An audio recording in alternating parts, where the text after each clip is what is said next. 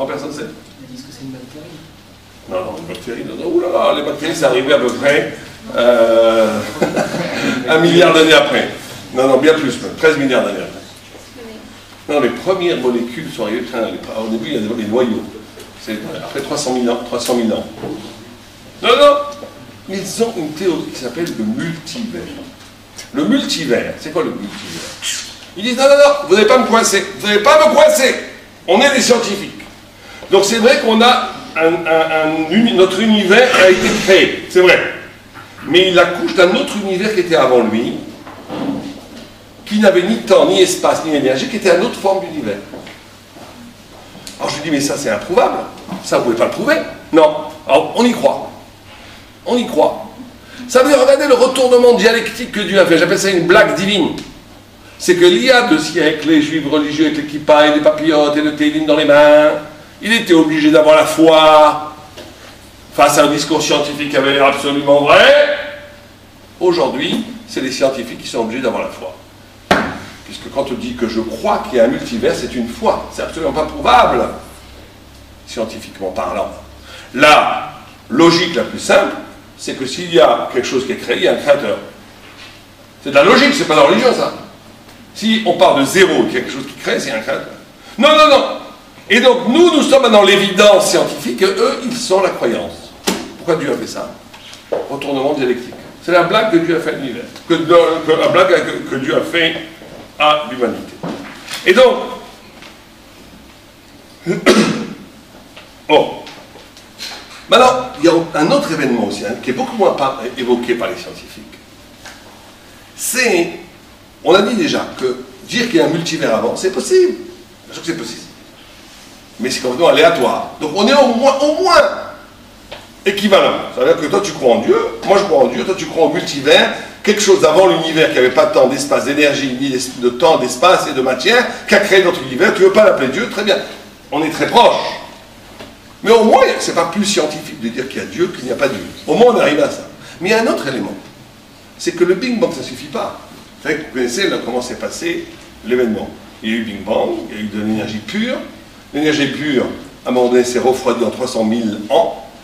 Cet refroidissement d'énergie a créé les premiers noyaux, les premiers atomes, qui ont créé, puisqu'ils avaient une masse, la première règle universelle, qui est la gravité universelle, la gravitation universelle, qui par des mouvements comme ça de la gravitation universelle a créé des galaxies, des planètes.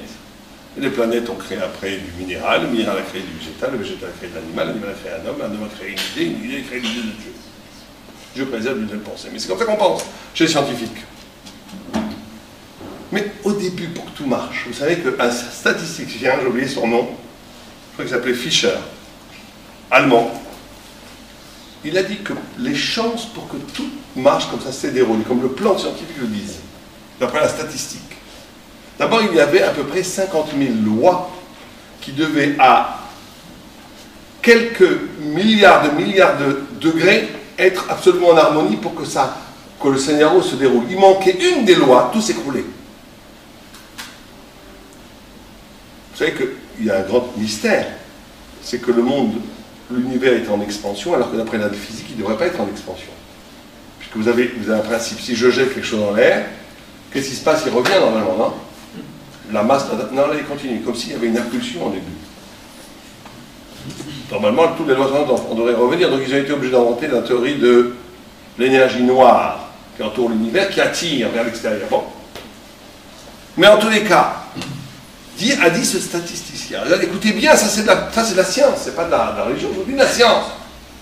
Vous prenez 50 singes, vous les mettez chacun devant une machine à écrire. D'accord? Vous leur donnez une machine à écrire. Ils font comme ça. Les singes, ils aiment bien taper comme ça. D'accord? Les 50 doivent faire la même pièce de théâtre qui s'appelle La Tempête de Shakespeare. La Tempête de Shakespeare. Les 50, par hasard, font La Tempête de Shakespeare au même moment. Et ça, comme il avait dit, 1 milliard de fois, je crois. On peut croire à ça? Pour que le monde soit créé par hasard, il faut que ça soit passé. Il faut comprendre de quoi on parle. Quand quelqu'un dit non, la science, il faut comprendre de quoi on parle. Tu veux croire que le monde s'est créé tout seul, tu dois croire à ça. Moi, je dis, un gars qui croit à ça, il a une croyance beaucoup plus forte que moi. C'est un balemouna, un camo. Un levail que je crois, le truc pareil, dans la Torah, un levail. De croire, tu mets 50 singes, ça va faire 50 tempêtes de Jésus, et 1 milliard de fois. Alors ils ont un autre problème, parce que la réponse à ça, j'attaque pas la science, attention, du tout. La science est magnifique, on va voir que la Torah aime la science, qu'il faut étudier la science. Mais il ne faut pas que la science remplace la vérité. Il y a la vérité et le savoir, c'est Zvedinim, c'est deux choses différentes. Le savoir, c'est très bien. Zvedinim, c'est du dit, ça veut dire c'est deux dîmes, c'est deux dimensions du sens. Il y a une sens que le savoir, c'est très bien. Mais quand le savoir se pose comme vérité, fais attention. Utiliser la science comme savoir, il faut, pour faire des médicaments, pour tout, c'est très bien. Mais pas pour ça, pour comprendre l'univers, c'est très bien. Mais ça ne peut pas être la vérité. Maintenant, la réponse scientifique à ce genre d'argument, c'est quoi? Ça serait l'immense étendue de l'univers. Bon, c'est un peu scientifique, ça, mais vous faites un peu des sciences un petit peu, j'imagine, certains d'entre vous. C'est-à-dire que si l'espace est infiniment grand, la probabilité dans l'infiniment grand devient possible. Parce que si vous jouez infiniment au loto, vous allez gagner. Hein. Même s'il y a une chance sur 1 milliard de gagner. Mais si vous jouez 1 milliard de fois, vous allez gagner. Donc ces trucs qu'on a dit que c'est une chance sur 10 milliards, 100 milliards, je ne sais plus exactement les chiffres. C'est tellement grand l'univers, ben ça s'est passé chez nous. Mais ça ne marche pas pour 3 raisons. Première raison, l'univers n'est pas assez grand du tout. Même en prenant le icône de l'univers, en mesurant, ils ont aujourd'hui mesuré l'univers, on reste à des milliards de chances. 2, au début du Big Bang, tout au début, il fallait des lois pour que ça continue. Des lois, là, il n'y a pas d'espace. C'est tout petit. Sans compter que la vue de l'univers est extrêmement bien rangée, comme une éponge, de façon un peu symétrique, comme s'il y avait un grand architecte qui faisait tout ça de façon harmonieuse. Ça aussi, c'est un étonnement que les scientifiques ne s'expliquent pas. J'en déduis pas que Dieu organise le monde, c'est trop facile. Mais quand même, c'est bizarre que l'univers soit si bien ordonné qu'il n'est pas du tout chaotique. Le hasard, c'est chaotique, vous prenez de l'encre. Ça ne fait pas des lignes comme ça. Mais en tous les cas, alors maintenant, il faut se poser la question. On a montré plus ou moins, dans le premier volet de la création du monde, ces deux façons de voir. Mais pourquoi est-ce qu'ils font, pourquoi est-ce qu'on a, à part le fait qu'il y a une tradition scientifique, on a expliqué, épistémologique, historique, qui fait que la science est bâtie contre la religion et qu'il ne peut pas arriver à l'idée de Dieu parce que ça ne fait pas scientifique. D'accord. Mais plus profondément, c'est quoi le problème? En vérité, il faut bien comprendre que quand on discute avec des gens qui ne sont pas dans la Torah, toutes les discussions ramènent toujours à un seul point. Et je vais vous dire le seul point. C'est le seul point essentiel. Il y a deux visions du monde. Il y a une vision du monde où le monde, au début, comme on a dit, c'est Big Bang, énergie. L'énergie devient, en se refroidissant, atome. L'atome, en se refroidissant, fait la loi de la gravité universelle, qui crée les premières galaxies. On a de la chance sur la Terre que cette Terre va créer tout ce qu'il faut par hasard, des gaz, de l'oxygène, des minéraux, tout ce qu'il faut pour créer l'eau. Tout ça, des milliards de hasards, d'accord? À partir de là, le minéral va créer du végétal. Le végétal va créer de l'animal. L'animal, à un moment donné, un singe un peu plus futé que les autres, mieux développé, va lever la main, il va projeter sur les cavernes des figures, il va commencer à parler, il va penser, il va arriver à des idées, il va arriver à la culture, il va arriver à Dieu. C'est une vision scientifique de croire que tout vient de la matière. Je vous finis ça après. Tout vient de la matière. Dans ce système-là, la spiritualité peut exister. Mais elle est le produit de la sophistication de la matière. Comme ça que les gens voient. C'est pour ça que certains scientifiques vous disent « Nous sommes les fils de la poussière d'étoiles ». C'est une façon poétique de dire ce que je viens de dire maintenant. On a énergie, matière qui est matière morte qui fait matière vivante qui fait de l'intelligence qui produit de la spiritualité. Dieu préserve une telle pensée. La seule question qu'il faut se poser, c'est comment ça se fait qu'il y a des sauts comme ça. Comment on transforme une carotte en lapin? Ben, le nouveau Dieu scientifique, c'est le temps. On vous donne quelques milliards d'années, vous transformez une carotte en lapin. J'ai l'air de rigoler là, c'est ce qui est écrit dans les livres de science.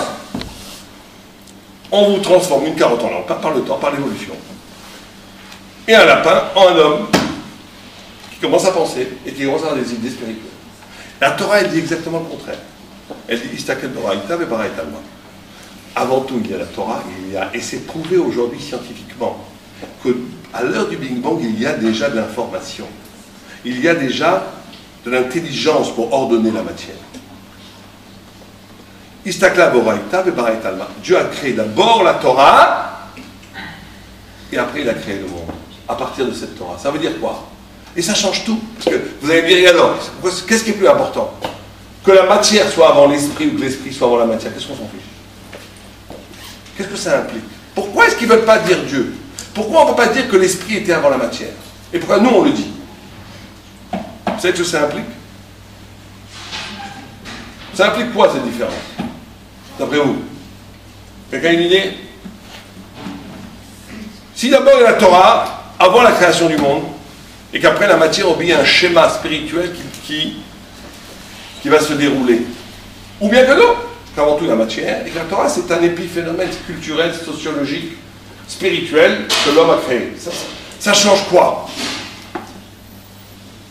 On est là par hasard. Ouais. Et ça change quoi dans ta vie? Est-ce que c'est bien d'aller en boîte de nuit ce soir ou pas? C'est ça que ça change. Pourquoi? Parce que si tout est matière à l'origine, tout est matière à l'origine, faut pas m'embêter. Une fois, je discutais avec quelqu'un, il me dit, oh, on discutait comme ça, c'était un grand intellectuel, un peintre connu. À la fin, il me dit, oh, tu m'énerves. Toi, t'es rabbin, tu t'éclates dans la Torah. Moi, je suis peintre, je m'éclate dans la peinture. Fiche-moi la paix. Sur le moment, je savais pas comment il a raison. Il s'éclate, je m'éclate, tout va bien. Après, j'ai dit, mais c'est exactement ça le problème. Si on est dans le premier schéma, que tout est matière d'abord, et que, après, alors lui, sa cellule, elle est devenue peintre, son historique depuis le Big Bang jusqu'à aujourd'hui, et moi, je suis devenu rabbin, et vous êtes devenu juif sympathique, et chacun est devenu ce qu'il est devenu. Dans ce cas, effectivement, chacun fait ce qu'il veut, on va aller en boîte de nuit ce soir.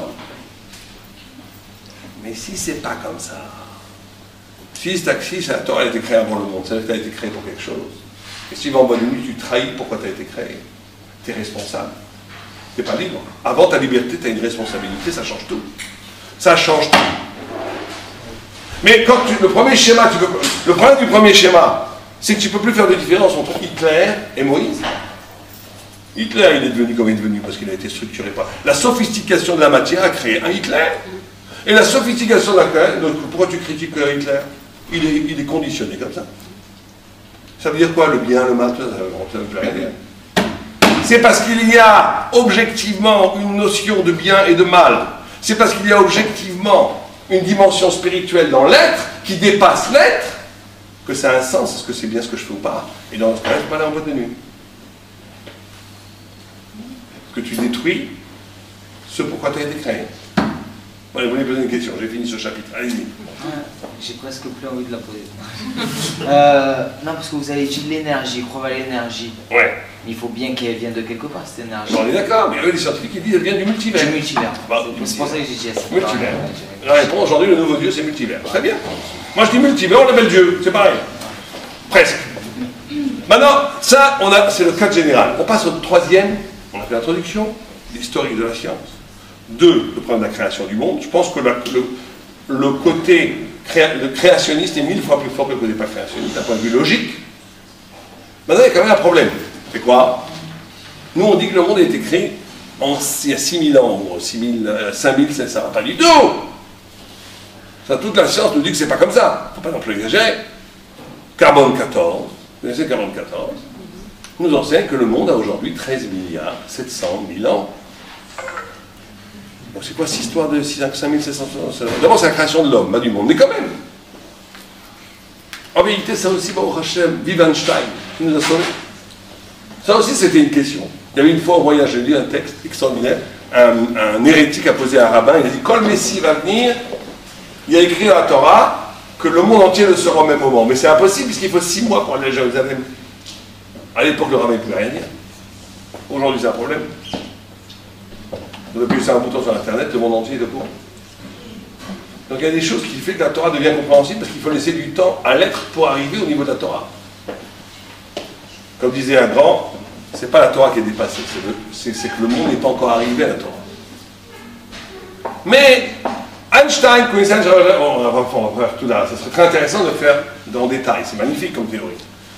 La relativité générale, la grande relativité générale d'Einstein, prouve, ça aussi je dis prouve, avec des pincettes, parce qu'on peut contester aussi. Mais c'est, on va dire, la relativité qui reste encore depuis 100 ans. Celle qui est la plus forte, comme théorie physique, qui se combat la physique quantique, parce qu'il y a deux grandes physiques aujourd'hui, qui les deux sont avérées vraies, tout corrobore deux, et les deux se contredisent, mais là, ça nous demanderait trop de temps pour rentrer dedans, c'est très intéressant d'ailleurs. Mais en tous les cas, la relativité générale d'Einstein prouve que, contre Newton, que le temps n'est pas quelque chose comme ça d'immobile, d'éternel, d'identique, dans n'importe quelle posture de la matière et de l'énergie. Le temps est relatif. C'est-à-dire que le temps est relatif, c'est par rapport à une condition. Le temps est énergie. Sans énergie, il n'y a pas de temps. E égale mc2, c'est ça que ça dit. Ça veut dire que le temps est énergie. Sans matière, il n'y a pas de temps. C'est pour ça que Dieu dit Bereshit. Bereshit, c'est la création du temps. Bereshit, Dieu crée le temps. Comme ça dit le Gaon de Vilna. La première création que Dieu fait, c'est le temps. Pour que dans le parchemin du temps s'engouffre tout l'univers. C'est exactement ce que dit Einstein. Ce n'est pas un hasard qu'il était juif. C'est-à-dire que le temps est relatif. Il ne peut pas y avoir de temps s'il n'y a pas de matière. Ce n'est pas quelque chose d'objectif, le temps. Et le temps n'est non seulement pas objectif, mais il est lié principalement